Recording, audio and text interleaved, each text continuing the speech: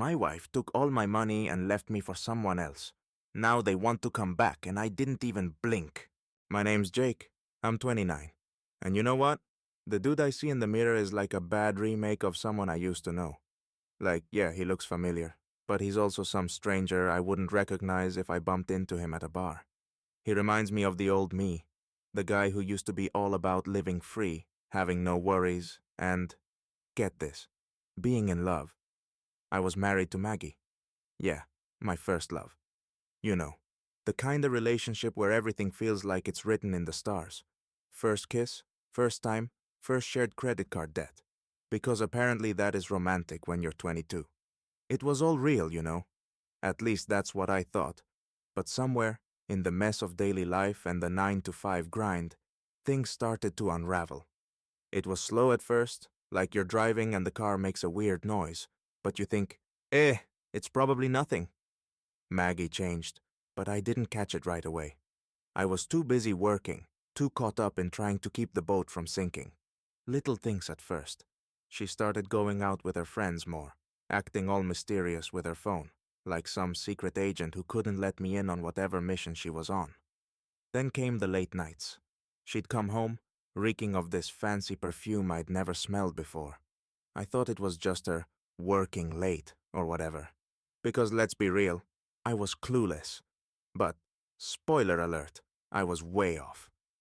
One day, I decided to leave work early.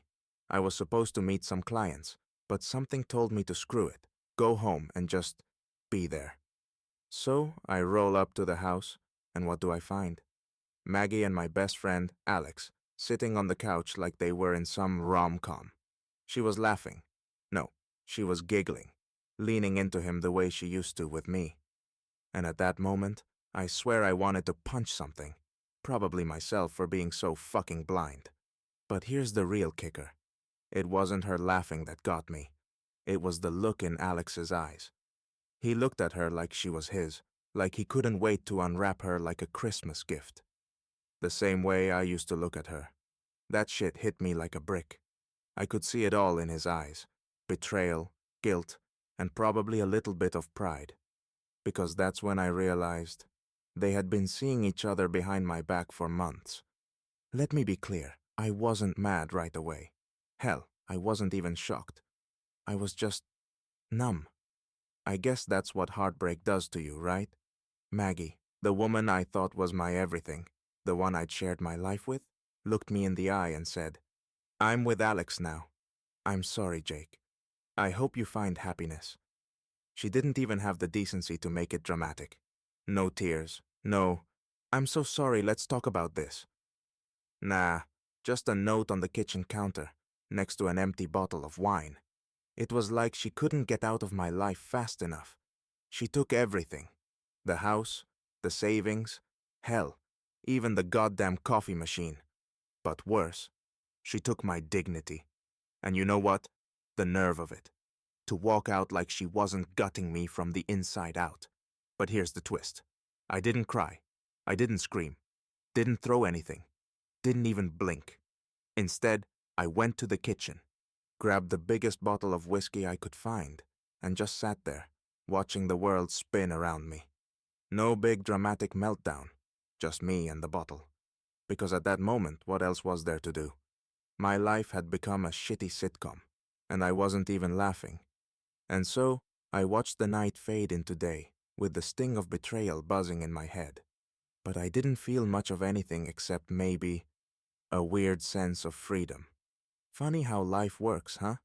You lose everything you thought you had, and the only thing you're left with is the bitter taste of whiskey and the realization that maybe you were never really in control of it anyway. I never thought I'd hear from Maggie again, but life is funny like that.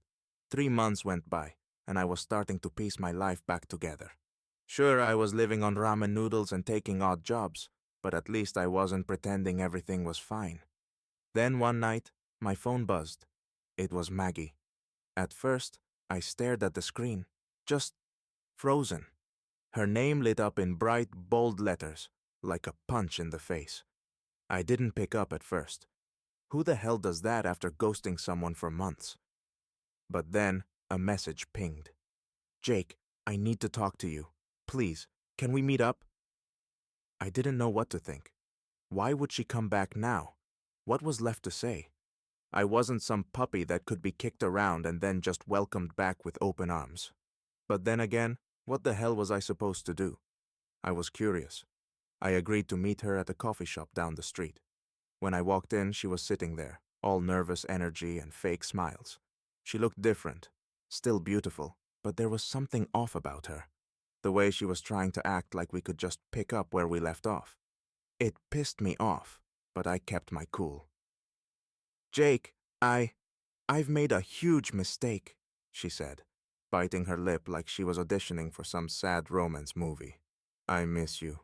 I miss us. Can we try again? I almost laughed in her face. This was the same woman who stole everything from me, who left me like I was nothing. Now she wanted me back? She didn't even have the guts to tell me in person why she really left. She just dropped me for Alex like I was a pair of old sneakers. Now she was sitting there, acting like she was some broken-hearted wife trying to fix things. I didn't blink. I didn't say a word. I just stood up and walked out. If she wanted to crawl back, she was gonna have to find someone else to manipulate. After the meeting with Maggie, I felt something I hadn't felt in months. Anger.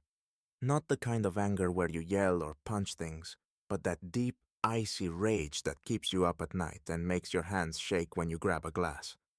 But I wasn't gonna let her off easy. No way. If Maggie thought she could waltz back into my life after everything she did, she had another thing coming. So, I decided to play my cards differently. I started gathering dirt on her. Nothing extreme at first, just things that would show her for who she really was. A cheater, a liar. Someone who had no problem ruining people's lives if it meant getting what she wanted. I hired a private investigator to follow her and Alex. The stuff I found wasn't pretty. Turns out their relationship wasn't as perfect as Maggie had made it sound. Alex had been playing both sides. He was still talking to his ex, still going out with other women, all while pretending to be this knight in shining armor from Maggie. That's when it hit me. This wasn't about love for either of them. It was about control. About getting everything they wanted while throwing me under the bus. So, I made my move. I called Alex, invited him to the same coffee shop Maggie and I had met, and sat down with him face to face. Look, man, I know about you and Maggie. I know what you've been doing, I said. The words were sharp, cutting through the air like a knife. And I'm done playing nice. His face went pale, and for a second, I saw the guilt in his eyes. But I didn't care. He could keep pretending, but I knew the truth now. I didn't even need to tell him what I knew. I just smiled and walked out, leaving him sweating in his seat. Things didn't end with me yelling at Maggie or getting revenge on Alex.